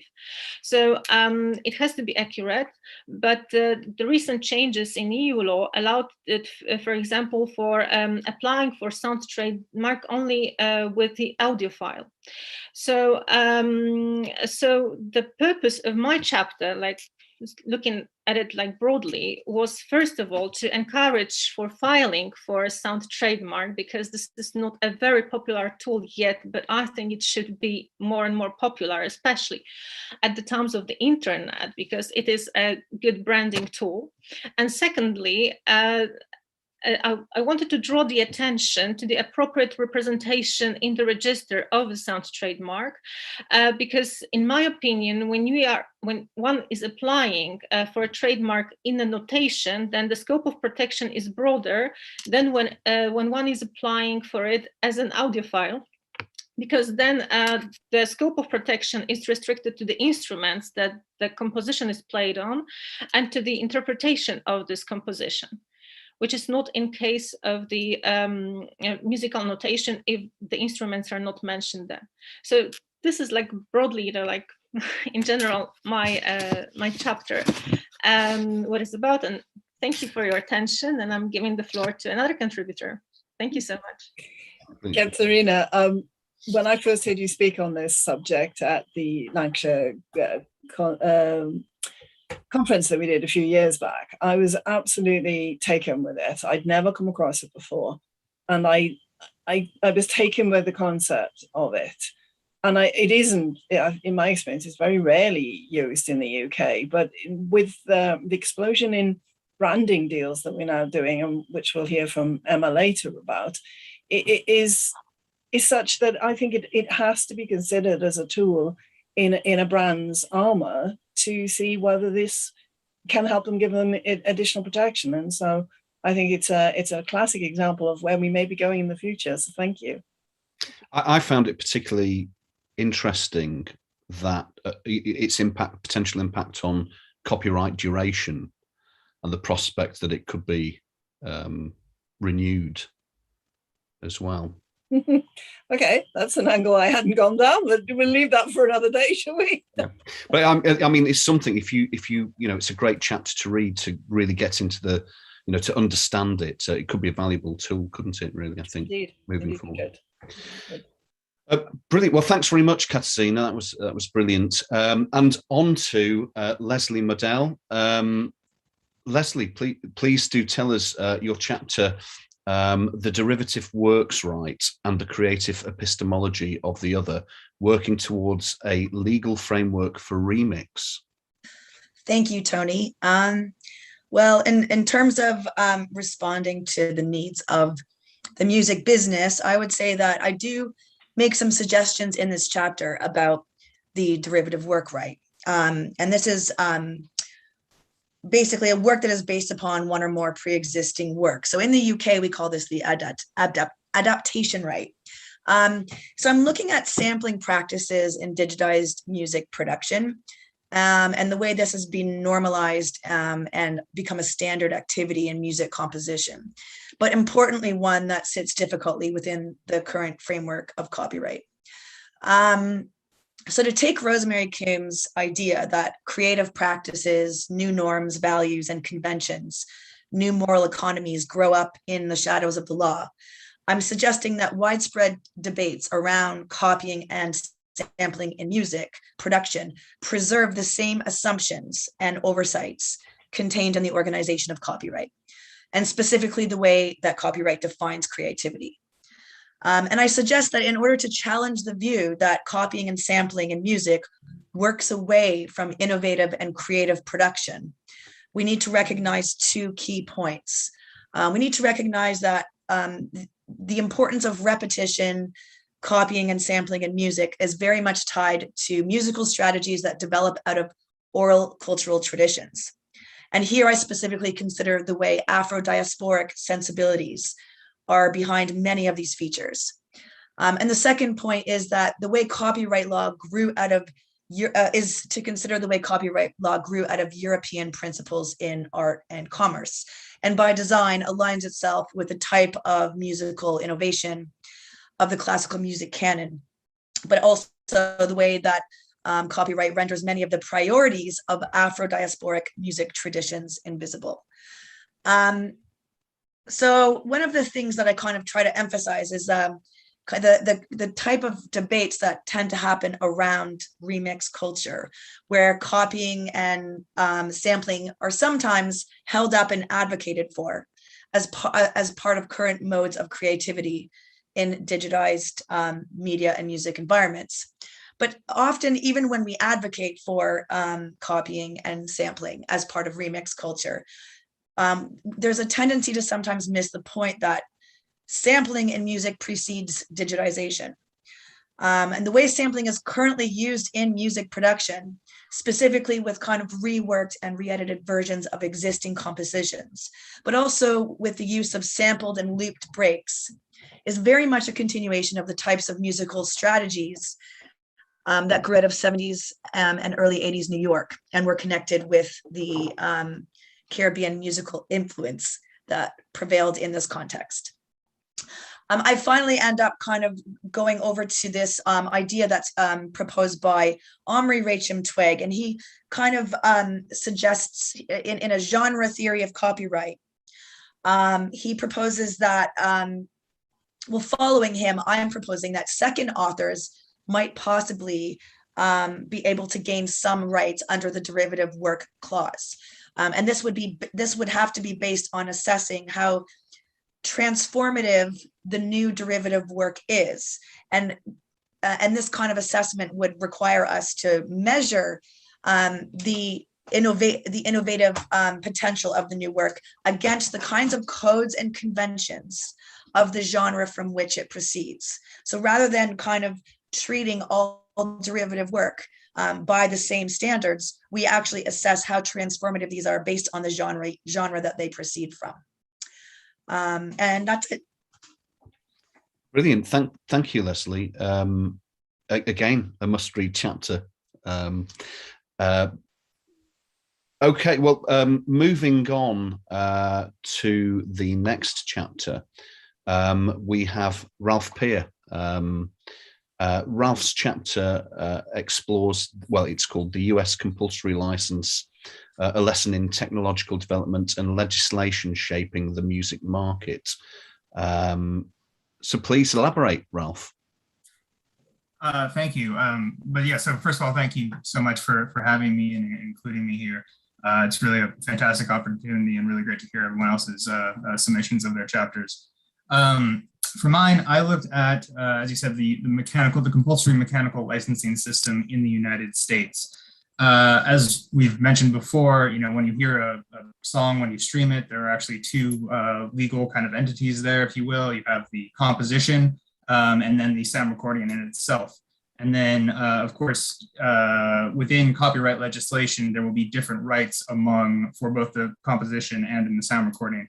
And I'm specifically looking at what's called the reproduction right on the composition side of things. The reproduction right, you can think of it nowadays, it's easier to think of it as kind of the technological means by which you listen to music. So of course we had vinyl, we had CDs, tapes, and now of course streaming. But if you go back in time to the 1920s, the way that people were most likely going to get a reproduced piece of music was in sheet music. And it wasn't until infamously player pianos came around that this new right had to be developed, where a mechanical device, the player piano, was then able to reproduce sound from a composition. And when this came about, the United States legislators at the time were very, very worried about monopoly powers. So their biggest concern was that a single behemoth entity was going to both own copyrights, mechanical copyrights and compositions, and also patent a dominant form of listening to it. So for example, if I would only be able to listen to a song, say, You Are My Sunshine, if I also owned the specific piece of equipment that was manufactured by the company that also owned the musical copyright in You Are My Sunshine. And they didn't want this to happen. They were very, very afraid of kind of a big musical behemoth arising. And so their solution to this was what's called the compulsory license. And essentially what it means is that from a reproduction standpoint, anyone can reproduce a composition, not necessarily a sound recording, a composition, on any means available. So whether you were producing player piano rolls, acetates, later we moved on to vinyl, to tapes, to streaming, cassettes, downloads, etc. All of these different forms of replication were treated equally under the law. However, the law had, or the compulsory mechanical system had a lot of flaws, especially when it comes to large volumes of licenses being sought. And so in the streaming era, where when we have hundreds of thousands, possibly even millions of new compositions being uploaded to platforms every day, the system was very much bowing under the pressure, if you will. And what ended up happening is the streaming services would send these things called notifications of intent to the US Copyright Office. And there were millions of these going out every day. And it was frankly a bit of an unworkable system. And the solution that they came up for this is a recent piece of legislation called the Music Modernization Act, the MMA for short. And part of what the MMA does is it set up a entity known as the Mechanical Licensing Collective in the United States. And this is a organization that only streaming services can join this. But part of joining it and also paying fees and dues and whatever means that you no longer have any liability for the mechanical reproduction of a composition. So what this effectively does is it changes a compulsory licensing system, which means that any musical composition can be licensed, to more of a blanket system, where the license is already almost a foregone conclusion, if you will. And because only streaming services are eligible to be joining to be joining and not having that liability anymore, essentially what this does is it takes the mechanical license, and instead of it being agnostic as to format, it now means that streaming is kind of entrenched, if you will, as a tier, as a specific method of consumption within music. And while it's difficult to think now of what may come in the future as far as the technology of music goes, you know, as I think someone mentioned earlier, you couldn't imagine back in the 1920s that 100 years later, we would have the availability of the internet and streaming and what have you. You never know which way technology is going to evolve. So my kind of central observation of my chapter is that with this entrenchment, it may mean that we don't see any greater technological developments in the music industry for quite some while due to this entrenchment of streaming. Brilliant. Thank you, Ralph. It is an incredibly complex area, and you reduce it down to things that even I can understand. And I wanted to say the same to Leslie, actually. Thank you both for your contributions. I feel, Ralph, with the one that you're discussing, it almost feels like that we haven't really clocked onto this in the UK yet. And we do tend to eventually follow the US model in some form or other in our developments in the industry. So it would be, for me, I'm going to watch how it plays out in practice and see if any elements of it are introduced when we're looking at, for example, how we're remunerating on streaming after the DCMS inquiry. It's an interesting one. Thank you. Thank you. Brilliant. Thanks, Sam. Thanks, Ralph. So part 3 of the book, it looks at the developing commercial landscape. So chapter 10 from Charlotte O'Mara is called Blockchain, Hero or Hindrance for the Music Industry from a Legal Perspective. Charlotte, please do tell. Thanks, Tony, and thanks, Sam. Thanks for having me. Yeah, so very briefly, this chapter focuses on 3 main issues in the music industry and how or whether blockchain can help those issues or hinder them. The 3 issues are, first of all, the lack of a comprehensive music rights database, which means the rights owners or the songwriter or the artist or whoever's created it, the piece of work doesn't always get recognition, or nobody knows who owns it, for example. It's one of these one of the big problems we feel in the industry. Another main issue is imperfect royalty distribution, which has been discussed in the panel earlier, and this can be time gaps in distribution, money gets lost, lack of transparency on how royalties are calculated. And then the third main issue is the numerous middlemen wanting a piece of the income generated by music. So I look at blockchain in relation to these 3 issues, and it's a technology which could potentially provide greater control over authorship, rights ownership and management, fair and transparent payment of remuneration to rights holders. And it would do this by creating it's argued, by creating a new decentralized, transparent database and a marketplace for rights holders to transact with individual users, reducing the monopoly of intermediaries. So it's basically looking at the advantages of blockchain in that sense, in that it's for rights holder issue, database issue, it's immutable, it provides a public ledger that's decentralized, it's immutable, it's transparent.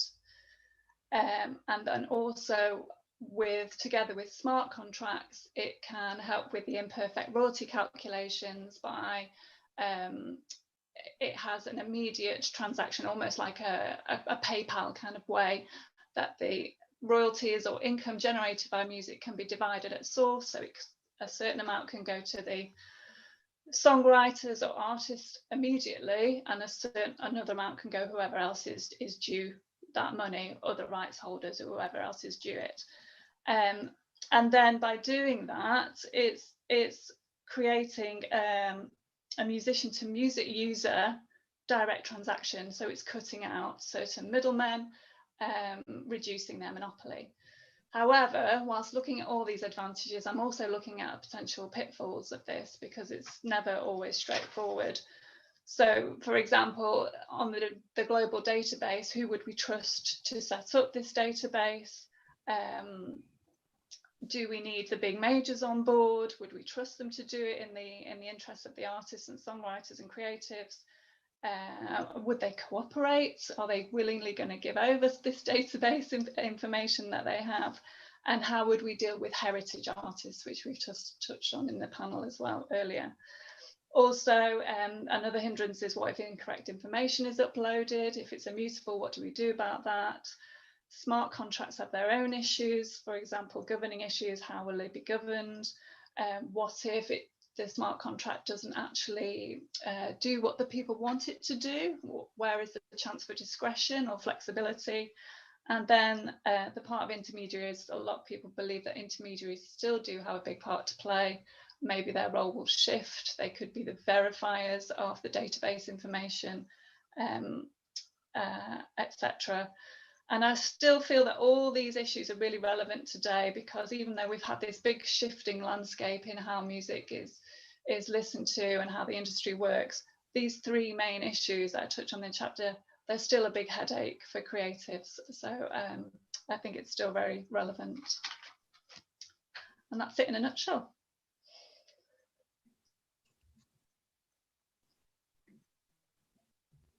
Sorry, I turned my microphone off there, Charlotte. Thank you very much.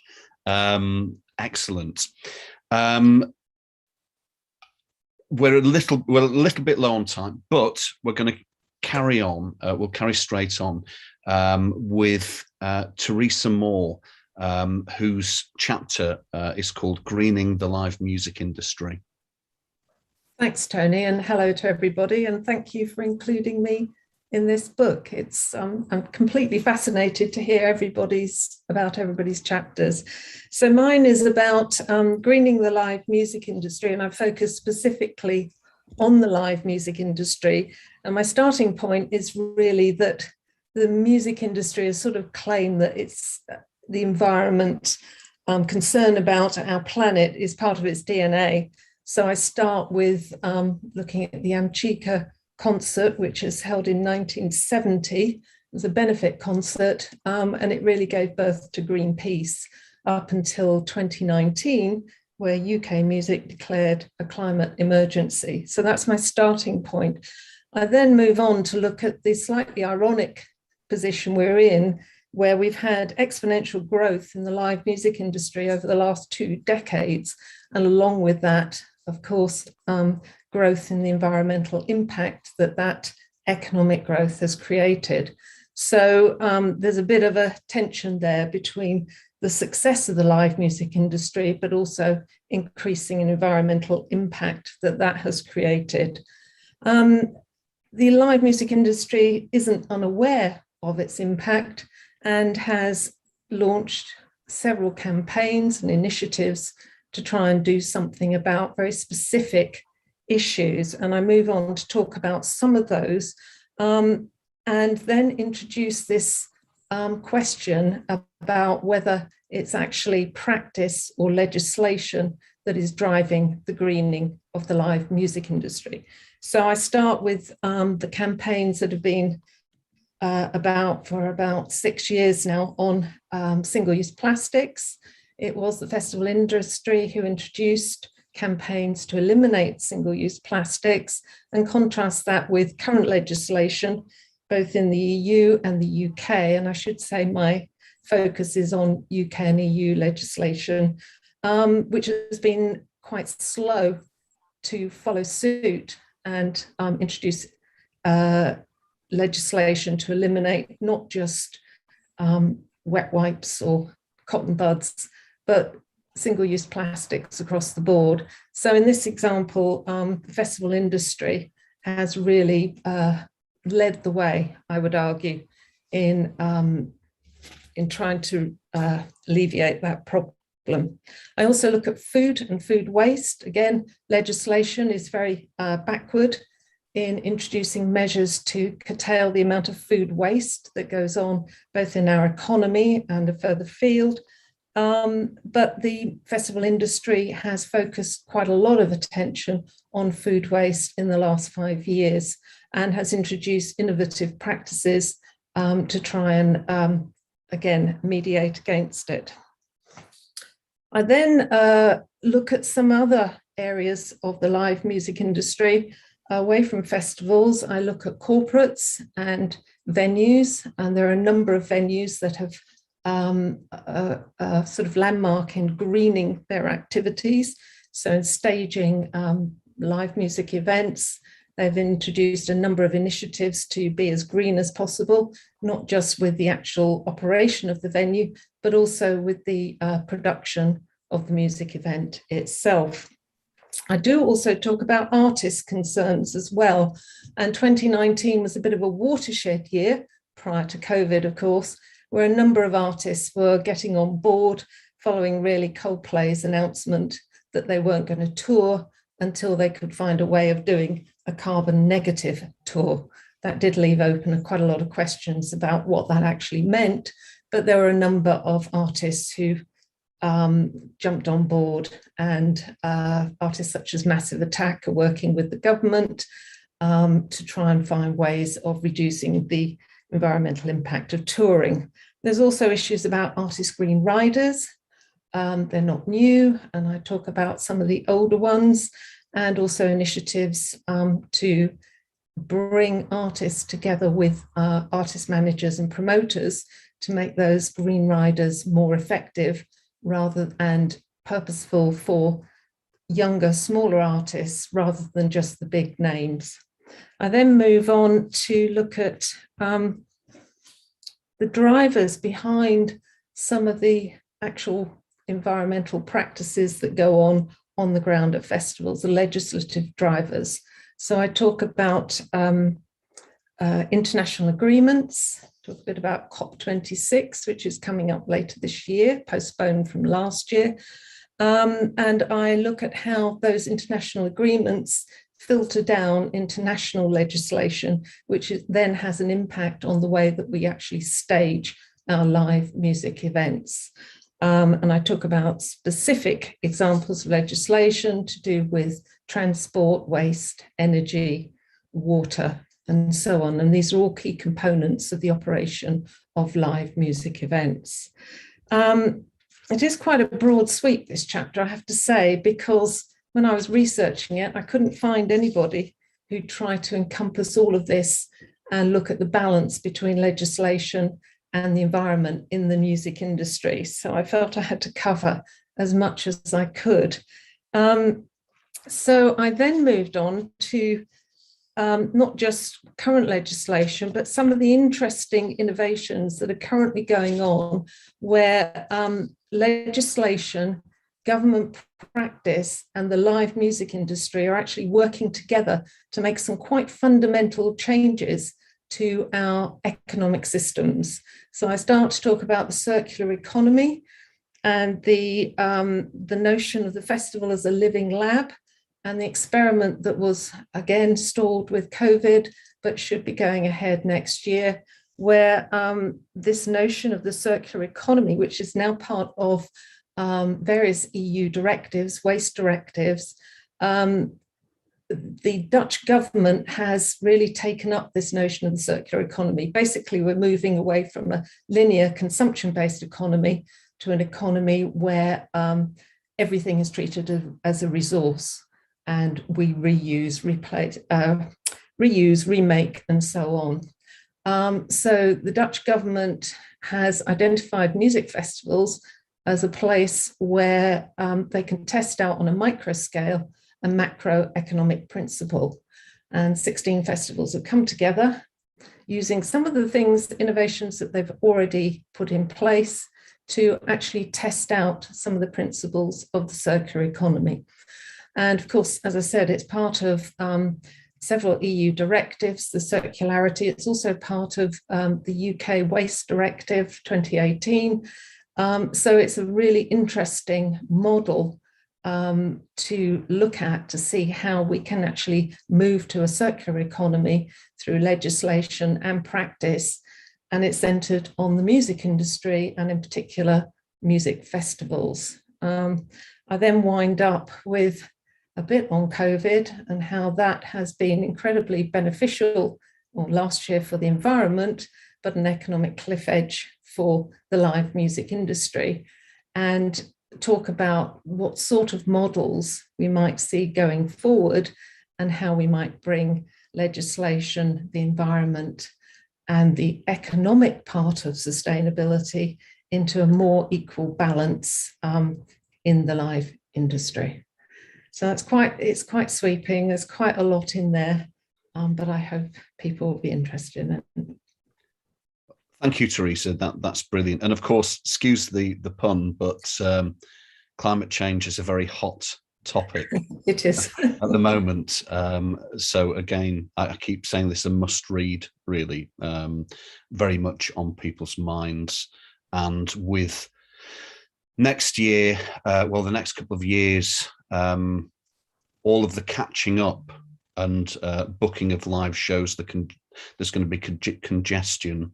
Very important that the climate is given great consideration whilst we're putting these activities together. Well, thank you very much. So shall we move on to Emma Harding, who's written a fabulous chapter about very much, well, the title says it all, branding and endorsement, the growing importance of branding at the and the developing legal framework. Over to you, Emma, and thank you, Teresa. Thank you, Tony, and thank you for having me. Tony and Anne as well. Thank you for your support on the book. I had lots of fun writing the chapter. So yeah, my chapter is about sponsorship and endorsement deals relevant to recording artists, or potentially relevant. And it explores, firstly, the different types of endorsement deals that, that there are. And so I was trying to bucket them when I first started writing the chapter, like appearance agreements, tour sponsorship, sponsored Instagram posts, etc.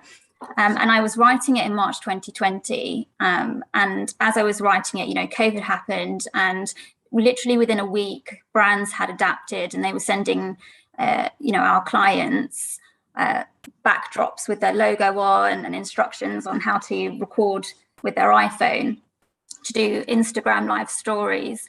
And then I was thinking, Jessie Ware has her very popular podcast, Play My Faith has an Alexa skill, and it was just impossible to provide the reader with an exhaustive list of types of contract. But what I did do is I did bucket them, and I spoke to experts, and I drew on my experience as a lawyer working in the music industry. And the chapter explores key terms which are prevalent in most deals, because in every type of deal, you're going to have a grant of rights, you're going to have a fee, artist obligations, and so on. And I was fortunate enough to work with Anne, and so she can attest to the fact that I absolutely loved working on endorsement deals. I found them so fun. And I think that's because there was no one size fits all approach. Every deal needs to be tailored to the artist. And the reason for this is, one, it's, you know, the brand has their reasons. You know, they want the campaign to look authentic and have impact and so forth. But from the artist point of view, it's extremely important to understand, negotiate, and tailor a deal, because you need to maximize your potential revenue. And also, you know, control is very, very important. With every branding deal or in kind of endorsement deal that an artist enters into, there is a cost, whether that's overexposure, you know, dilution of their market value, and so on.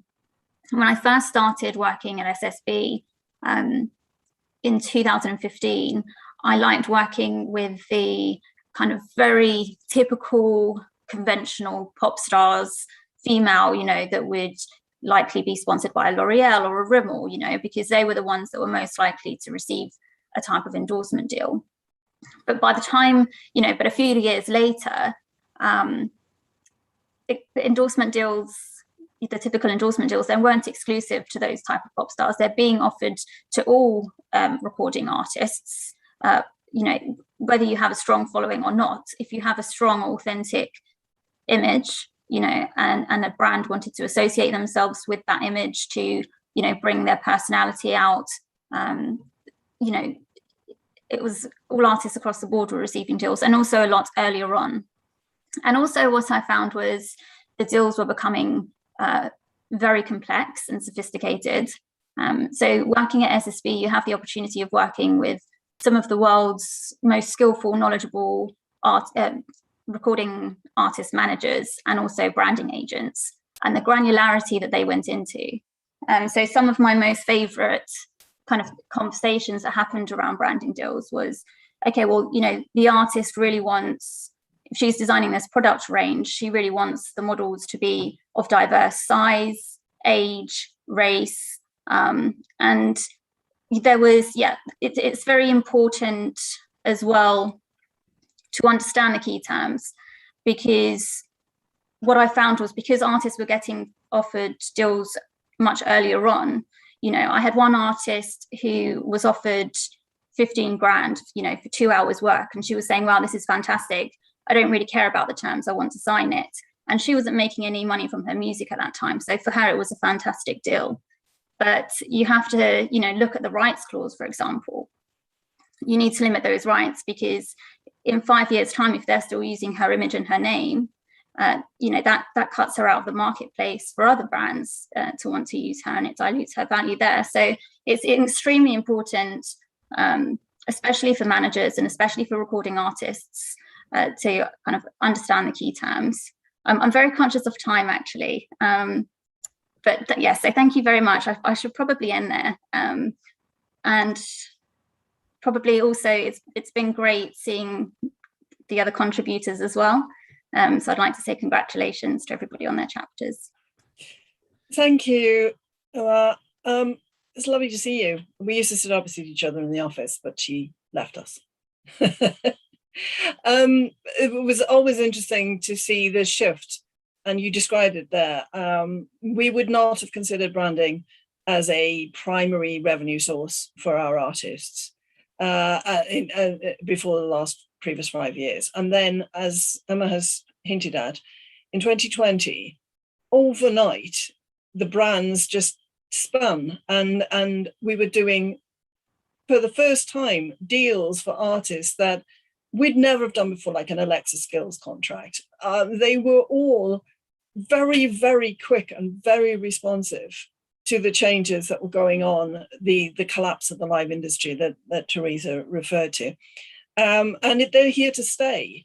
So I think this chapter is absolutely essential for anyone considering a new revenue stream and some of the pitfalls that go with it. But my favorite story about Emma is a 5-minute conversation I overheard her saying about how long an artist was prepared to sit in glam, i.e.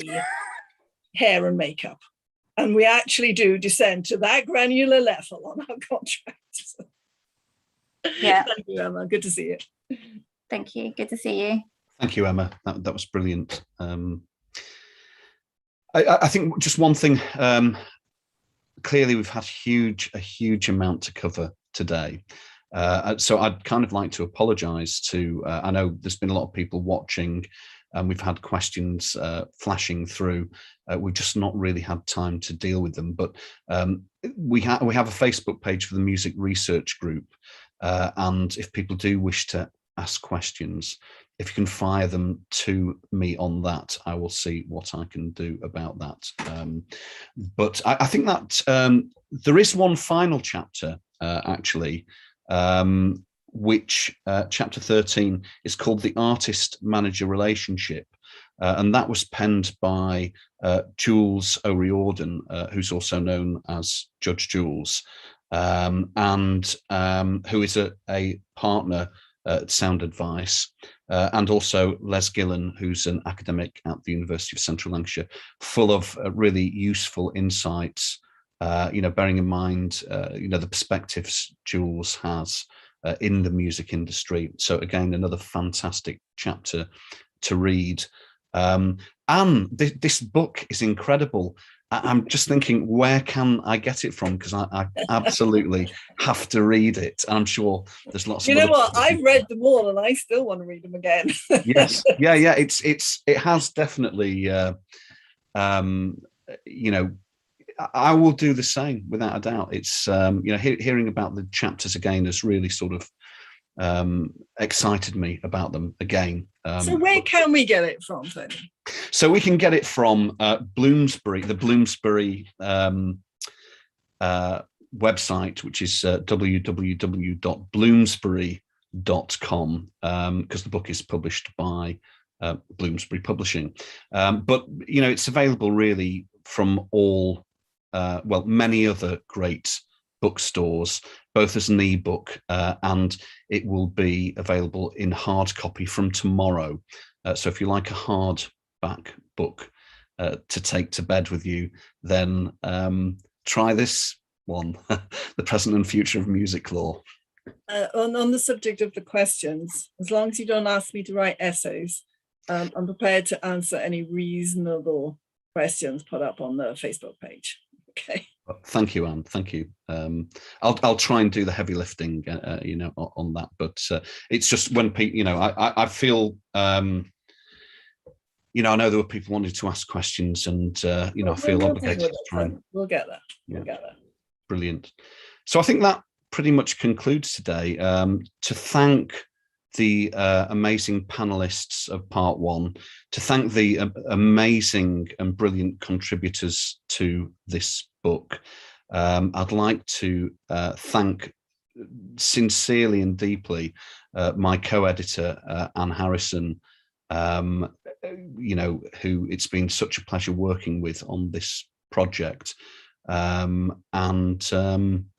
think that kind of rounds things up from. And I should thank also the University of Central Lancashire, who have hosted today and supported the first music law conference that we did back in 2019, which a number of you contributed to, actually. James, Katarzyna, Anne, and Jules was there as well. And I hope I haven't forgotten anyone, but yes. Yep. Thank you, Martin, for all your technological support. And Tony did a bit too. He did most of it, really. I just came along and bullied him from time to time. So thank you. Not at all. You did keep me on my toes, Anne. I have to give you that.